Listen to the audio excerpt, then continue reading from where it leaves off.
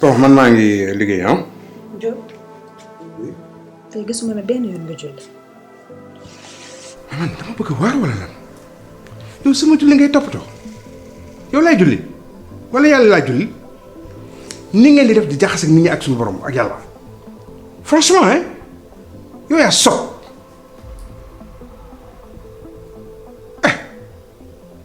d'ailleurs ana ma ne ana laa wax damay xulli sa bët yi ana ay Diop loolu jarul yuuxu ana maa ko yónnee peut-être. xaaral ma wàcc xaaral ma wàcc sax.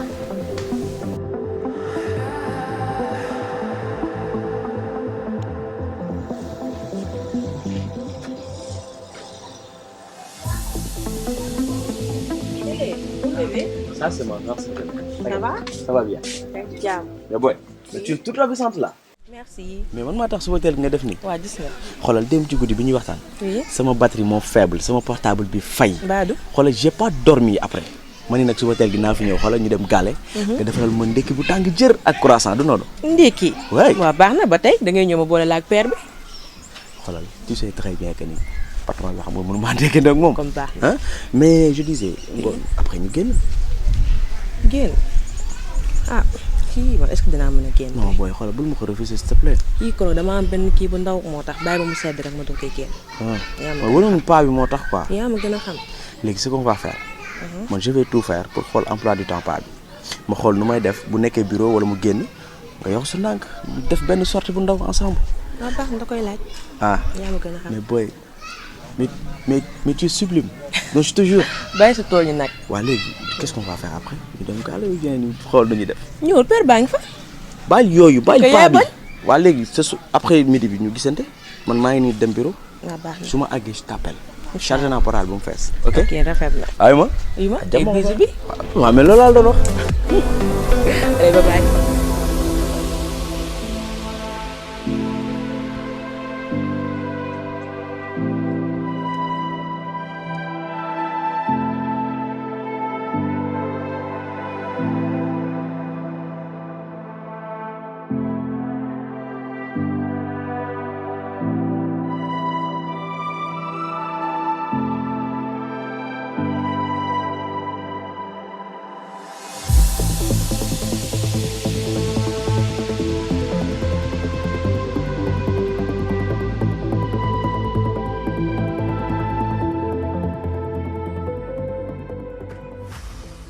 tonton waaw tonton nag maa ngi jégalu quoi. jégal naa maa ngi jégalu bu baax a baax tonton bu baax maa ngi jégalu bu baax. ndax man li ma war ci yow mooy chaque jour ma lay nemmeeku. dëgg la bu ma sañoon wax dëgg yàlla Fall chaque jour ma jaar fi seet la noo def. mais umpale woon ni bi ma ñibbisee ba léegi dama nekk di ci sama entreprise boobu moom moo bëgg a taxawal. waaw bëgg muy benn site d'information bëgg naa sax nga defal ma ci ay ñaan. incha allah waaw donc ci laa nekk waaw parce que xam nga. donc boo demee ba jëm jamono aussi ñibbi si say mbokk dafay baax ñëw toog ci say biir mbokk liggéey fa tamit moo tax xam nga mun maa toog noonu rek moo tax li ma fa jotoon a dajale li ma fa jotoon a liggéey astu tonton moom laa indaale wax dëgg yàlla fas yéene ci liggéey ci entreprise boobu ma la wax léegi bëgg na nga defal ma ci ñaan yu baax tonton lii rek moo tax te nag xam nga Sénégal moom c'est compliqué kayit yeeg toppatoo affaire yi moo tax ça me prend beaucoup de temps wax dëgg yàlla moo tax ni nga ma waroon gisee doo ma ko gis mais sama xol toujours ak sama xel mi ngi ci yow waaw moom vraiment man la ci jégalu bu baax tonton man la ci jégalu bu baax man la ci jégalu Fall alhamdulilah waaw loolu am solo la wax dëgg yàlla am solo la man li ma problème bi ma amoon lépp mooy ñàkk laa gis ñàkk laa dégg damay santaat yàlla di julli Seydina Muhammad sallallahu alayhi wa sallam da nga dellu see ma lay gis nga may gis sant yàlla la bi nga xam ne valeur yi nga xam ne defoon naa ko ci yow muy yar gi diine l'islam bi ma defoon ci yow yëpp ba léegi mi ngi ci yow ndax lii wane na ko ndax nit jéeg jóge na fii am diine l'islam dem bitim réew yàq lépp foofu yow noo bokk ci ñooñu kon sant yàlla alhamdulilahi rabbil alamin et di la wax ni rek kuy tukki war ngaa bàyyi sa dellu si te bàyyi nga sa dellu si am na ñoo xam ne ñu nga fa lang xamatuñu fu ñu jëm kon yow bu la yàlla dellu see nga am sa tuut ñëw ni da nga koy investir sa dëkk gàcce ngalaama yow parce que réew bu doxee waa réew maa ko doxal bu doxul nag ci waa réew ma la kon nag gàcce ngalaama yow lenn rek laa bëgg nga xam ko aw ma doom yàlla dénk ma ko jox na ma teraanga bu ne mais joxuma doom yow yaay sama doom yaay sama lépp sama deret bi sax su ma sañee ma ni sama deret sax yow la kon li ma def ci yow yëpp valeur yi ma inculqué ci yow lépp na ma ko jàppal sa diine sa lislaam te bu fàtte bis mukk di julli di ñaan koo tane dimbali ko booba di la bëgg ci yow.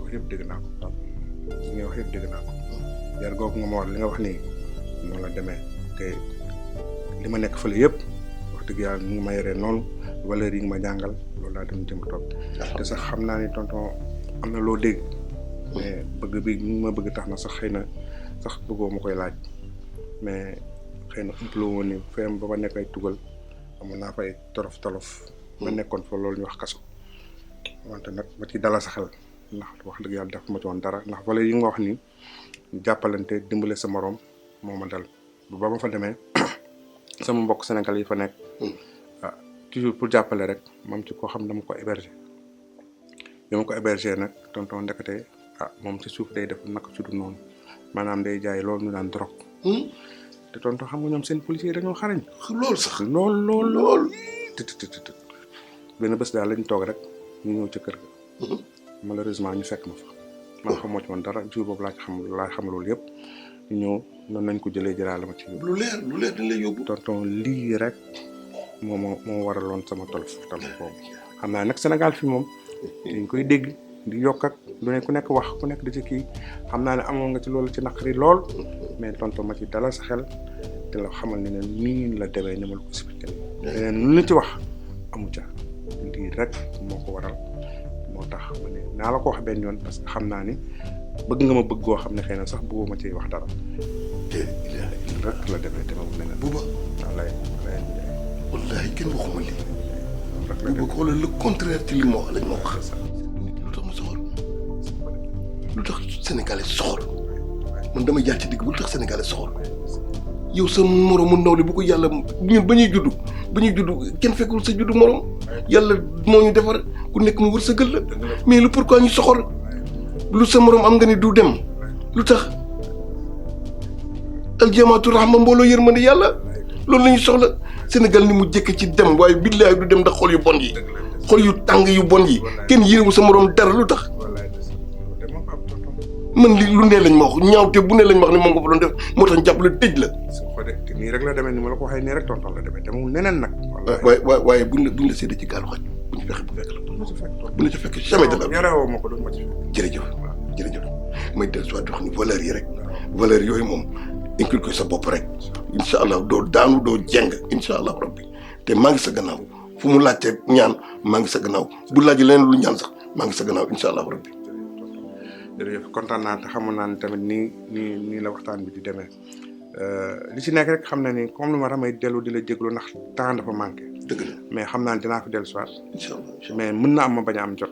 te mais boobaa tamit dinaa la yónnee ndaw tonton. incha allah dégg nga nga pas problème amul yow nee naa la yow du xaalis du dara xam nga lu mu bëgg doom ci ngeen doon ci man yow foo dee ma dee fa billahi la ilaha illa allah maa la bëgg sama bopp wallahi amul benn problème ma ni yow daal fu sa xel nekk rek sa papa nekk ci rek demal incha allah sama ñaan ngi sa gannaaw jërëjëf tonton incha allah loolu ko def ni da nga waaye doo yéen ak man sax man dama tonton affaire ak may xaar mais comme ni ma la wax rek dinaa jaar wala ma yónnee la daw baax na incha allah incha allah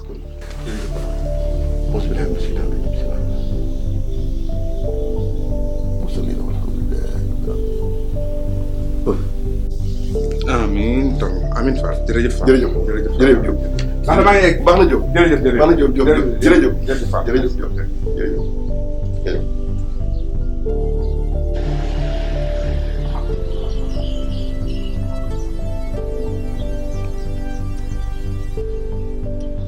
Bouba.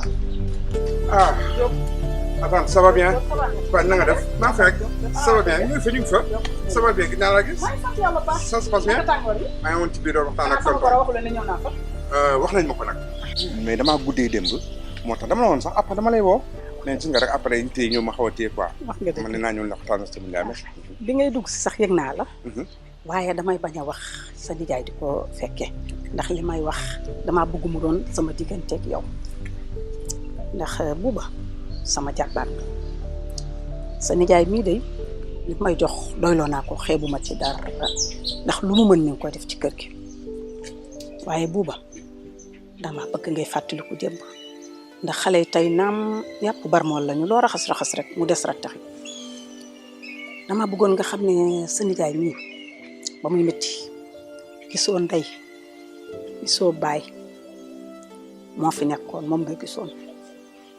sa nijaay nga ca bikk sa nijaay nga ca crayon sa nijaay nga ca yére sa nijaay nga ca daal amul dara loo xam ne ko ump mën a màcc ma bëggoon nag ngay fàttaliku démb ndax sa nijaay mii kat àddina du ko yàggee ba mu woole di la wax benn problème am ndax moom noonu la ko yàlla bind moom du wax kenn soxlaam ma bëggoon nag rekk jóg boo toogee ba yàgg nga gestu sa nijaay li muy dund métti na lool ma ne woon nag naa ci waxtaan ak yow ba xam loo ci mën a def rek nga jàppale sa nijaay.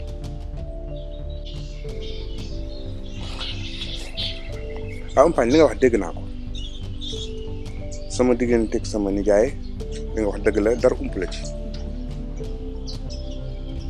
diir li ma nekk Europe moo tax sama xel mosul jóg ci moom fas yéene ma lekk dara bàyyi ko d'ailleurs sax loolu di nga ci xam dara fii quelques jours rek du yàggatul mais nag Umpaañ bëgg naa waxtaan tuuti xam nga yi ngay may wax nii ay moo la defal lii ay moo la man gëwuma yoon parce que nit soo ko yaree faaw nga def ci moom mais yéen Sénégal fii da ngeen yaakaar ni bu ngeen jàppee nit yar ko mu nekk sa doom wala mu nekk keneen mais li ngay def ci moom investissement la c'est-à-dire que suba def da ngeen di xaar mu delloo leen ko mais loolu soriwuma ci dine mais dina sax waxu ko bon sens sax waxu ko mais nit ki soo ko yaree faaw nga def ci moom bokk na ci li tardé Sénégal la lu ngeen di def rek am na yaa un intérêt caché derrière comme fekkee ni sama nijaay bi may yoree di def loolu ci man dafa am lu mu doon xaar ci man wóor na ma ne xaarul dara tamit loolu yow yaa koy wax bàyyi leen seen esprit yooyu Umpaañ lu ma war sama nijaay xam naa ko te danaa ko def mais du seen wax yi mooy tax parce que li ngeen di gisee nii man daal man je comprends pas ce pays là lii bokk na ci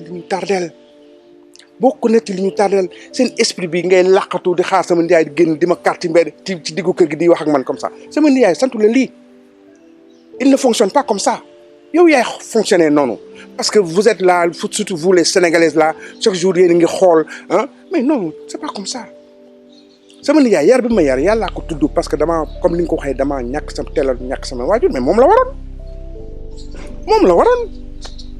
waroon moo tax mu def ko bàyyi leen seen esprit man encore man gëwuma yooyu moom sax bu ma ko waxati que c'est la dernière fois li ma war xam naa ko li ma ci war a def xam naa ko dinaa ko def. Sénégal lii moo leen tardeel ah ay détails yi ngeen nekk fi wax ah mais je ne comprends pas ce pays là moo tax man vraiment Afrique jaaxal na ma quoi ah li ngeen def tardeel dëkk bi tardeel seen bopp tardeel ñëpp quoi man daal ça va pas. wax nga dëgg sax Diop maa ko def sax man mi fekk ki àddina cëpp baax. ki nga xam ne yëfër la àddina da koo këf may taxaw di wax ak moom waaye bu ca dalatul doy ndax man mii maa tooñ sama bopp bu ci dalatul rek dina doy bu soobee yàlla.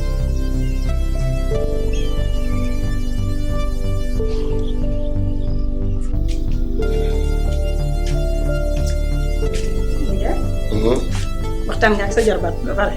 waaw. Njaay. buuba mi ma xamoon soppiku na de. buuba ma moon ca yar ba. buuba ma woon ca noppi ga buuba ma woon ca kersa ba nijaay buuba mii ma gis bitim réew soppi na ko. waaw nañ ko ñaanal yàlla rek nañ ko ñaanal yàlla baax na yàlla baax na. ah yàlla baax na. yàlla baax na. yaa ngi bawul dara. na yegg ci biir. chérie. oui papa. xoolal photo bi. c'est très joli. photo bi daal bi ma ko gisee tey ñun ñaar rek la sama xel dem. mais papa da nga déconnecté xoolal ñu ngay sonn ay tenue traditionnelle man sax dama yóbbaale. yaa gën a xam ni la tenue africaine maintenant c'est d'actualité xoolal yow li nga sol. la si la papa man yii def ma màggetal ma bëgg ñuy soloo nii. waa téléphone bii sonné bu Mariam bi la. téléphone bi kan moo ko moom. da ko fiy fàtte de Mariam moo ko moom papa. yow Myriam fan la jëlee téléphone bi. téléphone bi du xaritam bi. xam nga iPhone bii ñaata lay jar. ce modèle ça coûte dans les 600 000. Myriam fan la war a jëlee 600 000 pour am téléphone bi. mu ngi nii ñëw na. waaw sama téléphone bi daal. toogal yow. téléphone bi fan nga ko jëlee. sama benn copine moo ko may. ban copine. nekk fi mu ngi États-Unis moo la may téléphone bi yow xam nga téléphone bi ñaata lay jar hein tu veux me faire croire que sa copine moo la ko jox. xam nga ni man dama la fen. arrête de mentir da nga commencé fen léegi léegi da ngay fen loo daawul def gis nga serre-moi une explication très claire yow laay déglu. téléphone bi man maa ko moom maa ko jënd argent de poche bi nga ma doon jox. waaye arrête waaye tu me parles d'argent de poche war man mënuma calcul. li ma lay jox dañ ci mën a jëlee 600 000. danga may bàyyi ma expliquer la ko. waxal. danga ma doon jox xaalis boobu am après man ma ko doon denc léegi nag si laa jënd téléphone bi te damaa gis sama copine yëpp ñu yor ko te moo gën a efficace ci connexion. yow da nga ma bëgg a yàpp xamal lan la sax jugal. jugal. waaw li ma def tamit. jugal. maa doon suuf. ma ni soor nga naan maa doo si wax. waaw demal waaw. gis nga quant à toi. bul ma fontoo su ma la bàyyee si kër gi c'est pour que nga surveiller Myriam xam lu muy def lu muy dugg ak lu muy génn en plus depuis combien de temps mu yor téléphone bi tu ne t'en es même pas rendu compte. ngay bàyyi xale bi muy def lu ko neex yor téléphone bu cher comme nii xamoo sax fan la ko jëlee. papa bul wax loolu. su ma waxee nga may papa di ma. mais xale bi. hey. ni nga ma fekk. noppi. papa il faut ñu waxtaan nag parce que yaa ngi cette affaire on va tirer ça au clair. lii man sama kër. Bonjour. Bonjour. Alors. Mais Annie Astou. Astou dafa am ngénte. ngénte du ñëw tey. non. ok. Bassirou foo toll ci ce reportage bi. Bon, c'est presque fini, hein. Juste quelques images avec la qui tech. D'accord, même c'est. waaw man finalisé naa maa ngi la koy envoyé ni par mail nga vérifier. Ok. Bon. Tout juste c'était pour un rappel rek. waaw dafa beneen mise en point. parce que man déontologie bi ma am du ma ko wàcc. ligne de conduite bi ma am du ma ko wàcc. je suis formé je suis un journaliste je ne suis pas autre chose je suis un journaliste boo xamante ni à la quête de l'information mais informé vrai et juste waaw il faut que ça soit clair waaw il ne faut pas que ñu bëgg lu yomb toog di am ay vidéo rek di balancer une information boo xamante ni xamoo source ba waaw c'est très facile léegi c'est très facile il faut que ñu wàcc def des investigations. mais en tout cas yéen maay seen répondant direct maay seen patron il faut que ça soit clair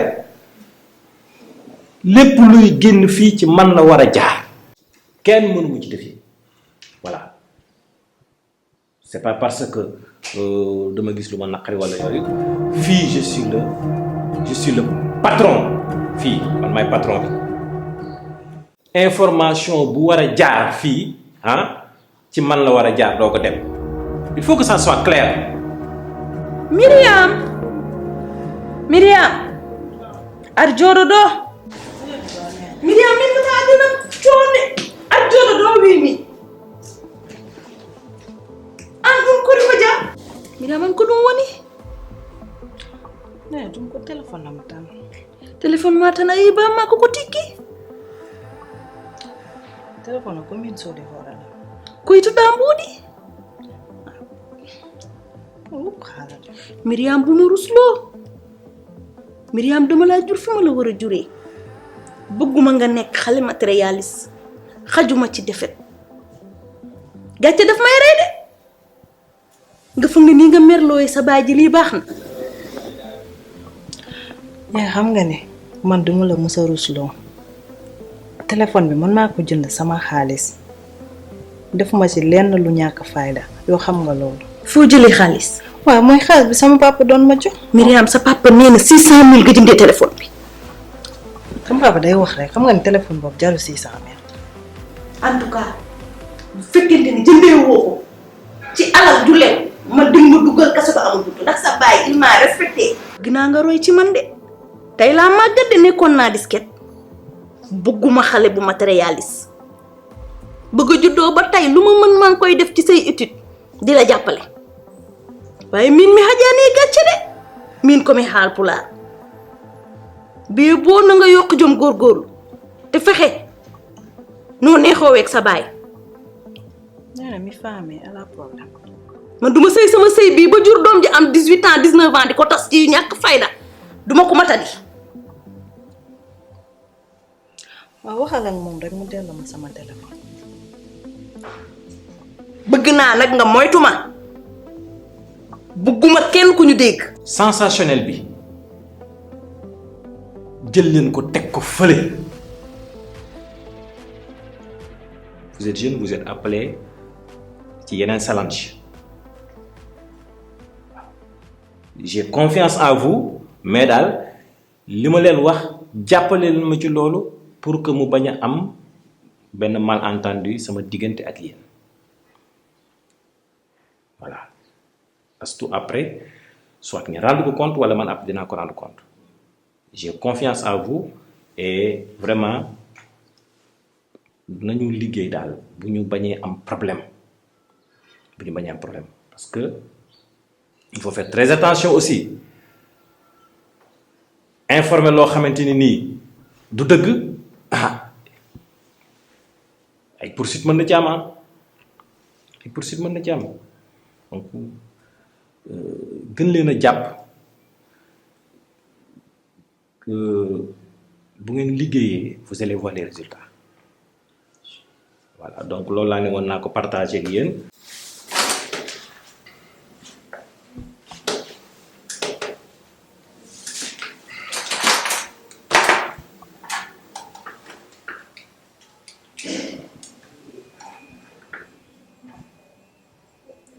Allô Mati ndax mën nga ñëw sama bureau léegi merci.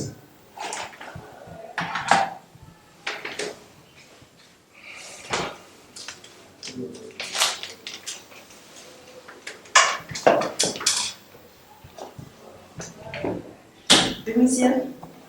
Mati. Assez.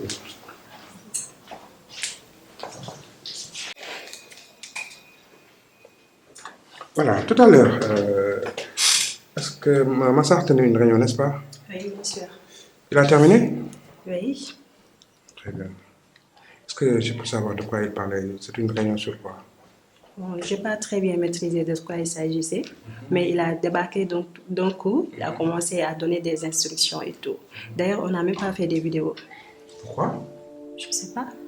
Ce sont ses instructions. Ce sont ses instructions. Il vous a demandé de ne pas mettre des vidéos? Oui. Ok. Il est dans son bureau? Oui, effectivement. Appelez-le. Merci.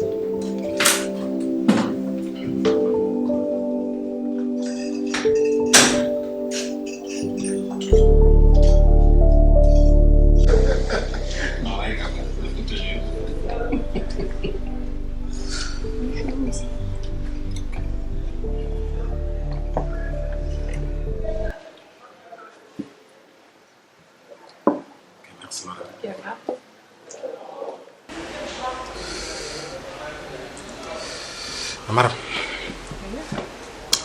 chérie tey moom jaaxle naa jommi naa je ne sais pas ça remonte à quand bi ñu gëjee génn man ak yow non di lekk en dehors de chez nous mosoo ko bëgg mosoo bëgg ma lekkee feneen fa dul kër ga aujourd'hui c'est toi qui m'invites lu xew. boo gisee dara rek nga xam ne dara tax man yow lépp lu lay bëggal rek saa bu ma xëyee dama ciy nekk te lii da cee baax des fois ñu génn doxantu waxtaan loolu la rek. nag may baab de. baab yàlla tere duma la ma sa baab. dara la xasoon ci ginnaaw maa invité rek. invité la ñu toog waxtaan. xam nga yow chaque jour rek nga jommalante mag say fem. ah gis nga. chaque jour may gën di la nopp te doo bàyyi ci li ngay nekk. ah bëgg samay point yokku ndax saa su ne may nekk ci loolu. boucler nga say point.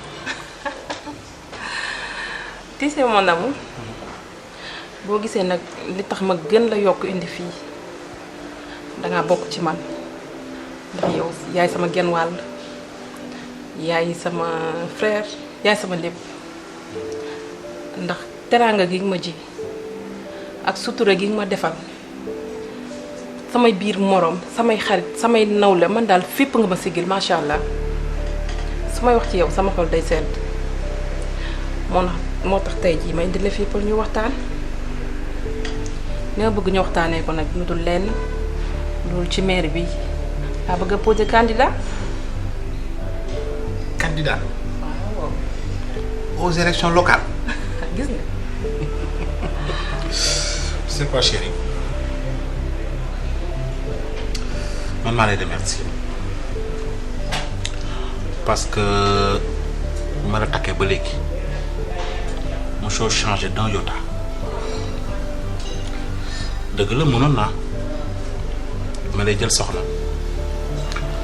mais bi ñu demee ba sama état financier xaw a tagga témbe yàlla dogal nga am ay conditions financières yu baax mënoon nga maa wan ni vraiment jigéen nga mënal nga sa bopp mosoo ma ko wan taxaw nga ma fi ma war a taxawu yaa ngi may sagal ci sama biir moroom kenn xamul sama ñàkk kenn xamul sama am te yëfi soxna yi nga daan def sama digganteeg yow ba tey nekk sama ginnaaw moom ngay def sa alal sax dem nga balaa nga cee def dara wala ngay retirer dara ci sa compte bancaire danga may laaj d'abord en amont sama xalaat balaa ngay avaliser kon man maa lay sant maa lay gërëm jëkkër ju am jabar ju mel ni yow day def ni may def waa mu def na ko raw li ma gën a neex ci bisu tey bi loo ma mës a wax lii moo ci dàq tey yow candidat aux prochaines élections municipales bébé dinaa la jàppale dinaa nekk sa ginnaaw dinaa nekk sa kanam incha allah ndax yéen jigéen ñi dañ leen a war a soutenir boo gisee tey Sénégal mu bari ay scandale yu bari yuy am dafa fekk ni jigéen ñi dañoo nekkul ci kanam ndax yéen da ngeen a rus njaboot seen fit yeggul fenn fi te di ngeen sóoraale lu bari te buñ naan parité kat lii moo tax dinaa nekk sa ginnaaw dinaa nekk sa kanam loo ni waaw ma ni waaw loo ni déet ma ni déet ba ñu def la prochaine mairesse de la ville. waaye loolu lay am. moo tax ma kontaan li moo tax ma gën la bëgg ndax yow lépp lu ma nekk lu ne danga ma cee mës a jàppale kon lii moo ma war delloo loo njukkal bii rek laa amoon pour def tey moom maay paye lépp. añ beeg lépp tey maay paye yow daal toogal dekk ba suur naan ma man. mais yow añ sa jëkkër sa directeur de campagne nga paye. gis nga loolu.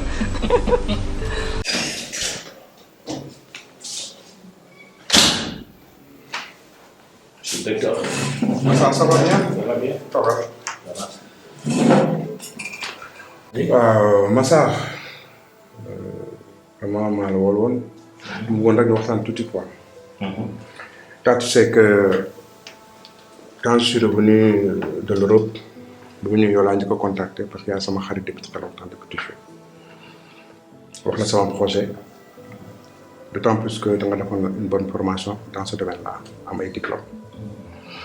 Et donc, je me suis dit que naturellement, amitié boobu dafay continuer ak même aussi sur le côté professionnel. C'est pour cela donc je t'ai appelé pour que nous puissions monter ce projet-là. Un site d'information et de communication pour gagner de l'argent, c'est important. Et jusque-là aussi, je suis très satisfait de tes compétences. Mais je voulais juste te faire quelques petites remarques. Comment ça, je me dis que c'est dur. Tu fais beaucoup d'efforts pour gagner des éléments sur l'éducation, sur la santé, sur l'agriculture. Et c'est très bien, hein? Moi, je suis d'accord avec toi et je te félicite pour ça. Mais éléments sur gagner, est-ce que c'est un nombre devenu et 200 000 et 300 000? Et ce site-là, il me coûte beaucoup d'argent. Je paye, parce que je sais salaire, il fait le personnel qui est là. Mais c'est un poche là gagner. Parce que justement, site c'est pas encore productif. L'élément, vraiment, peut-être ça peut informer, mais en vérité, ça n'amène pas de l'argent. Les gens ne regardent pas ça. Mais bon, là, pour que nous sachions vraiment si on veut développer ce site, il faut qu'on change de ligne éditoriale. N'est-ce pas? Mais qu'est-ce que tu proposes? Ce que je propose, moi, simplement, moi, que nous devons. Parce que les Sénégalais, au moins des années en Europe, mais toi, tu es là. Les Sénégalais, ce qu'ils veulent, c'est sensationnel. Quand tu parles de scandale politique, ça les intéresse. Quand tu parles de scandale de viol, quand tu parles d'agression, quand tu parles de sexe, c'est ça qui les intéresse. L'autre monde est intéressé. À chaque fois que nous avons un élément, on a des milliers et des milliers de vues. Et à chaque fois qu'on parle d'éducation, qu'on parle de culture, qu'on parle d'autres choses, on a 200. De l'autre, vraiment, ça ne peut pas marcher dessus, tu es d'accord? Tu es un professionnel. Ce qu'on cherche, c'est de l'argent. Ce qu'on cherche, c'est des vues. Ce qu'on cherche, c'est des clics. L'autre, nous voit comme ça. Mais Bouba, tu l'as dit, je suis un professionnel. Bien sûr. Et je compte rester un professionnel. Bien sûr. Moi, je ne suis pas un journaliste. Hein, qui est à la quête des choses sensationnelles. Je ne suis pas un rat du palais. Je fais mon métier et je fais des investigations pour avoir une information juste et vraiment traitée. C'est ça mon ligne éditoriale. Mais quand tu me parles de sensationnel, de sexe, de dévoiler la vie des gens, je ne marche pas. Je ne marche pas. Si je veux gagner de l'argent, je veux gagner de l'argent honnêtement. Dégg naa ni nga wax mais ba léegi yaa ngi dëgër bopp tu sais su ma la toppee ce qui risque de se passer on va tous aller au chômage. yow fii laa la fekk Massar faut pas oublier ça ngay chômer malgré ton diplôme wur nga liggéey fu ne amoo ko man maa la woo dugal bi sama entreprise dugal la ci comme man def loolu la. Et moi, ces gens-là, je les paye. Toi, je te paye un salaire. Faut demander ben site, mais ça, c'est pour que nous fassions ce que je veux. Moi, c'est intérêt parce que ce que je veux, c'est qu'on gagne de l'argent. Et on ne peut pas gagner de l'argent en cherchant, en sortant des papiers sur l'éducation, sur la santé, sur l'agriculture. Sénégalais, beaucoup de gens, Sénégalais, beaucoup moins, c'est du sensationnel. Tu n'as pas compris ça, Belé? Tu dois revenir sur terre. Tu dois revenir sur terre. Si tu dis que j'ai cherché du travail partout, c'est pas vrai. Ah oui. J'avais des propositions. J'ai accepté ce boulot parce qu'on est des amis. Et tu n'avais pas développé cette thèse-là pour me dire. En tout cas, ce que je te dis, moi, c'est pas toi qui va me dévier. Hein? Qui se me ligne, me dit. Ça va. Yow wax ak yow jot na nga xam ni fii maa ko moom tu suis ce que je dis ou bien nga xam lay def c'est pas possible quand même dans ce pays là on peut travailler même les gens en qui tu fais confiance ils te trahissent c'est pas possible quoi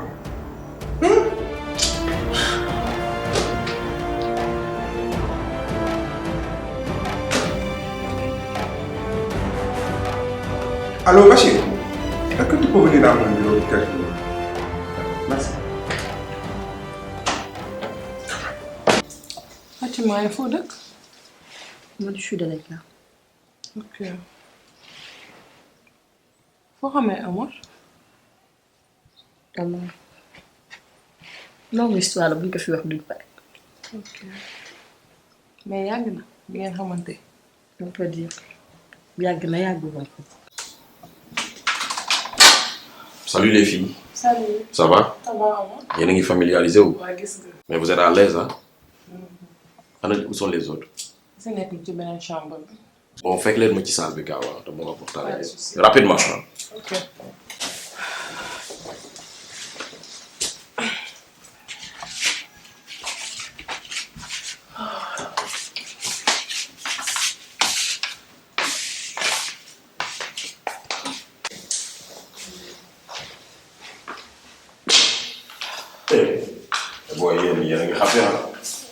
Mais matelas bi am na confort ah.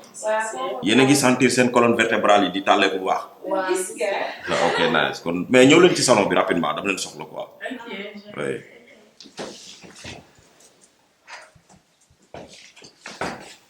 vite mu gaaw dama yàqamte.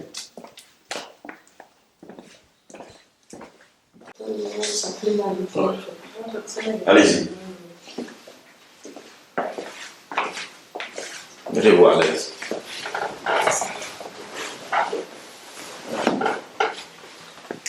yaakaar naa ni ñëpp a ngi fi kenn manqué wul dañuy wax fulla ak fayda yéen xam ngeen ni man awma temps wu nekk fii di dox ci lu ñàkk fayda te yéen li leen fi dajale aussi fii du affaire bu ñàkk fayda li ñu fi dajale du ay pasteloo ay maquillé ay nekk fii la belle vie ak yooyu da ngeen a ñëw pour liggéey bi nag li ma ciy wax concerné wul kii parce que kii yàgg nañu liggéey xam na affaire bi nu muy demee moo tax mu bëgg ngeen gën a xamante ak moom Fatima kii c'est Fa kii Rama Mama foog ngeen di xamante ngeen di waxtaan pour ngeen am yéen ñëpp benn équilibre mais nag li ma bëgg ngeen retenir ko mooy képp kun fi jox mission na nga ko dox ni nga ko war a doxe te mu ànd ak noppi parce que liggéey bi dafa laaj discrétion li ngeen bëgg yépp defal nañ leen ko desenul leen dara gis ngeen fi leen dugal loger nañ leen logement bu baax vous êtes nourris loo leen bëgg boo leen laajee dañ leen koy jox donc ñun aussi li ñu bëgg defal leen ñu ko ci ni ñu ko bëggee sans bruit am j'espère que kenn ku nekk ci yéen demande ngeen permission seen kër fexe ngeen ba chercher alibi wu 2 jours d'absence yoo xam ni seen waa kër duñ leen gis rek la ngeen lool.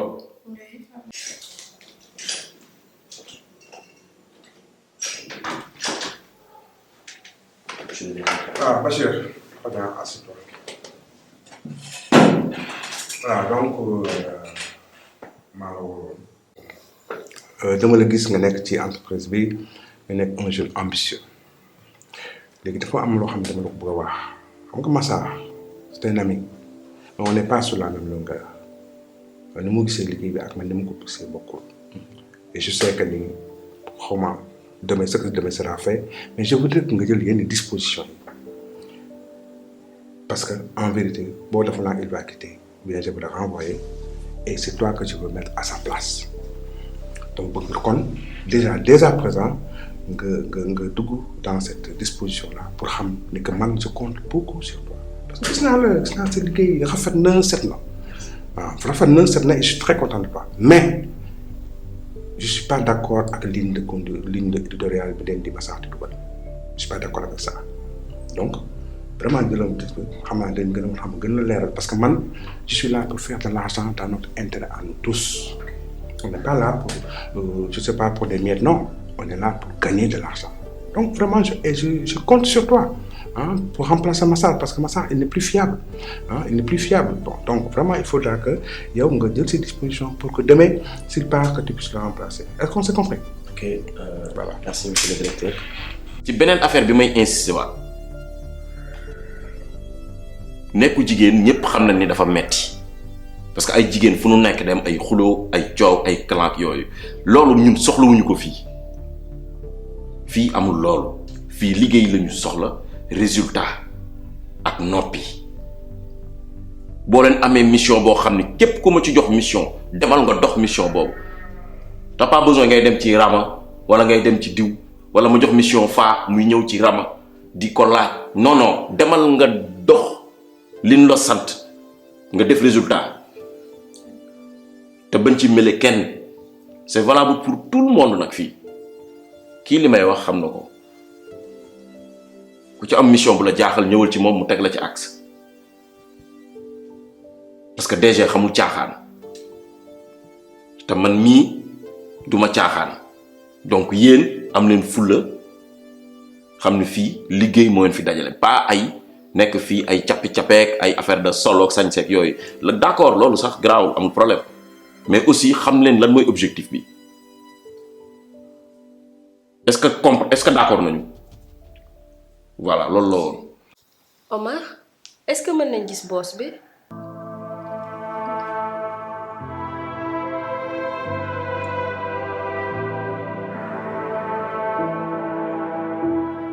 mais man je vois aucun problème gisuma benn problème entre ñun ak tonton Massar bon bu fekkee da ngeen am problème tamit et puis bon mi ngi teg dans de très bonnes conditions mi ngi liggéeyloo bon te mi ngi apprécier je vois que ni c'est pas la peine xawma sax je sais pas quoi dire. Oh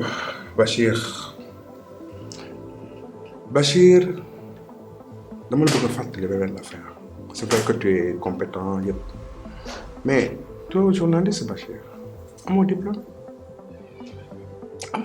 tu n'es pas comme Massar lii je t'offre une occasion en or parce que sans diplôme normalement poste bi war a ko mën a occuper mais yow je te fais confiance c'est pourquoi je t'ai appelé doo journaliste amuloo diplôme bi mais je t'offre ce poste là ñu liggéey man ak yow et tu vas pas le regretter Massar laa bëgg ngeen tegal ma ko fële. mais directeur yow bi ñuy liggéey fii da nga waxoon ñu topp tonton Massar lépp lu ñu wax ñu def ko lu ñu digal ñu def ko lu ñu tere ñu bàyyi ko donc tey changement bi nii excusez-moi mais vraiment je suis désolé.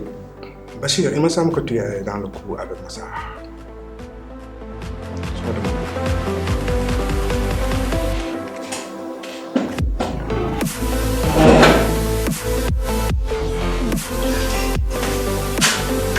Décidément c'est Massar influencé na gosse yëpp quoi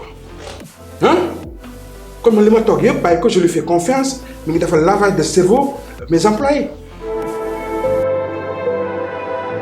gis nga yow xamul lu ma lay xamal dama bëgg nga liggéey te nga bar laaj bi ak wax ji ak jéem a gis boos ak jéem koo lijjanti loolu c'est pas ton problème li la sant def ko boos boobu man mii di liggéey ak moom sax jéemumaa lijjanti qu'est-ce qu'il est mission la may jox ma def ko yow nag booy jéem a lijjanti pour gis boss bi wala ngay jéem a xool derrière cette histoire qu'est-ce qui se cache derrière tout cela boo koy jéem a xool yow gis nga bis boobu ngay jéem a lijjanti lool keroog ngay mujjee dund ci kaw suuf.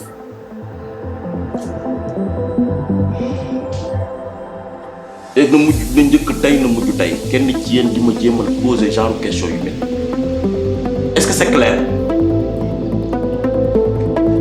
c'est quoi il y a toujours des problèmes fii xam nga rek mais bon je gère ah mais bon mais attends et je te rappelle hein mais je te rappelle. Allô, monsieur. Ah, ça va, alhamdoulilah. Très bien, alhamdoulilah.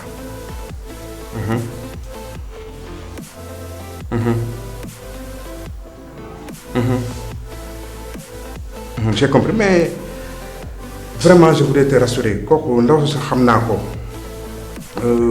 doyuma sax galantiku maire bi c'est pour toi, rassure-toi. Je vais l'écarter de la compétition. Loolu moom vous pouvez compter sur moi, monsieur. Vous pouvez compter sur moi. Merci, monsieur. Merci, monsieur. À bientôt.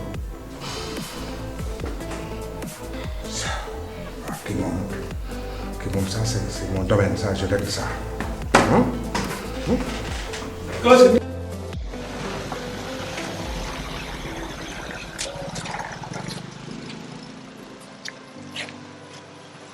Allô?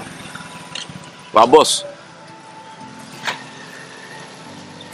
léegi nii da nga ma soxla. Nga fu ñuy daje. Waaw d'accord, maa ngi nii di ñëw. Massa, mais moi le temps m'est compté de sànq ba léegi yaa ngi may woo di woote. Qu'est-ce qu'il y a lu xew? Voilà, déjà d'abord je m'excuse parce que ci dérangement bi mais su ma la woowee c'est pour parler de choses très sérieuses. Notre ami en commun, Bouba. Tu sais que Bouba bi muy jógee France dara umpuñu ci. Il m'a parlé de son intention d'ouvrir site internet. Il traitait de l'information. D'autant plus que je suis content trop parce que loolu laa jàng. Mais bi mu ñëwee def ma proposition ma accepté ko. Malgré nag proposition yi ma amoon à l'extérieur yoo xamante ni yu gën a intéressant. Mais je me suis dit que ni benn mi ngi ñëw pour investir. Deuxièmement, on est des amis. Donc, ma jàppale ko moo gën ma dem feneen. Mais depuis un certain temps, je suis très déçu. Voilà. Non, parce que Bouba, orientation bi mu jox site bi, ligne éditoriale bi, non. Ça, je ne l'accepte pas. Parce que moi, jàngiwuma am sama diplôme nekk un journaliste qualifié pour verser dans le sensationnel des faits divers non jànguma loolu te moom loolu la jël teg ko fii.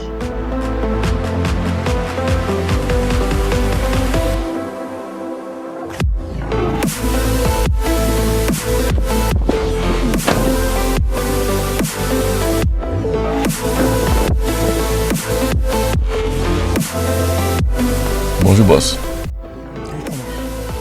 Voilà, d'accord, on se reprendra tout à l'heure. Merci. Voilà, Omar, c'est à propos de l'affaire dont je t'avais parlé. Affaire boobu, j'y tiens beaucoup. Je veux un travail nickel. Beaucoup benn erreur. Est-ce que c'est clair? D'ailleurs, je pense que am nga benn fille boo ma doon wax là. Fa. Ah, je pense qu'il pourrait faire l'affaire. Fa. Ah. Donc voilà, c'est bon. Hein? Amul benn problème. Ok, li ma la wax, je te répète, nickel. Pas d'erreur. Non, boss, t'inquiète. Non, j'ai pas beaucoup de temps, Omar. Le reste, on en parlera tout à l'heure, ok? Voilà, au revoir. Vous n'avez pas un petit 5000 francs? Omar, on se parle tout à l'heure au téléphone. Merci.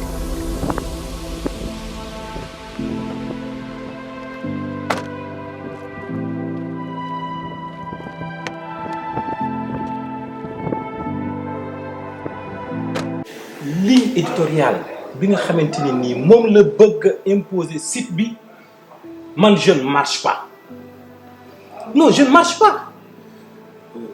Non Massara arrête.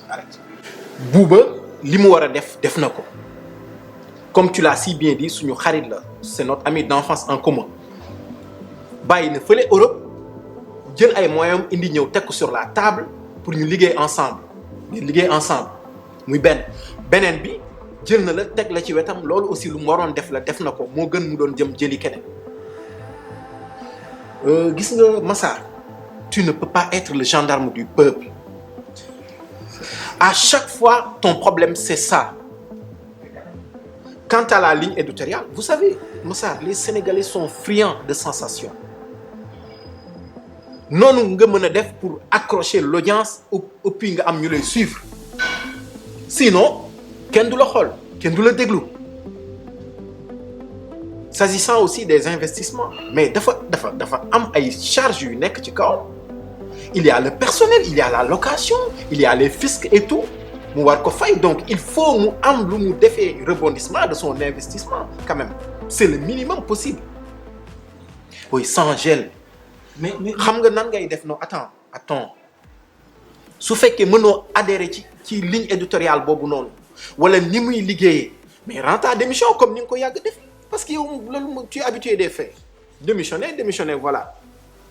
Gis nga cette information même que tu parles ça dépend juste de l'angle de traitement de l'information que mu doon fait divers que autre yaa ma ko gën a xam parce que moom nga jàng xam nga bu baax li ma lay wax ànd ci wala bon voilà nga xam looy def. Ah mais moom sensation ba lan bay détruire des vies disloquer des familles. Xoolal mon vieux. Xoolal non da déglu ma. Venant d'un enseignant comme toi yow war nga tenir ce langage là. J'ai pitié de tes élèves. Et excuse-moi du dérangement. Non, c'est bon. La discussion vous allez là.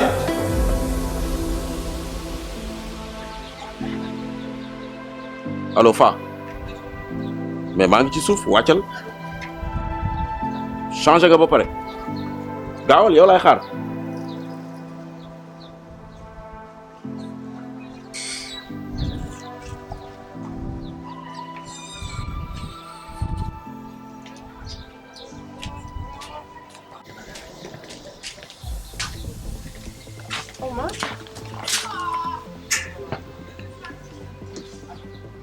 gis nga lii nii mooy sa première mission gis nga sa xarit yi nekk ci kaw bu nu xam lan laa la jox ak lan ngay dox na nga def le tout nag ba bañ a décevoir boss gis nga mission bi boo ko réussiré na nga def sa xel ni sa àddina fii lay jaare baax sa buntu xéewal yëpp ubbeeku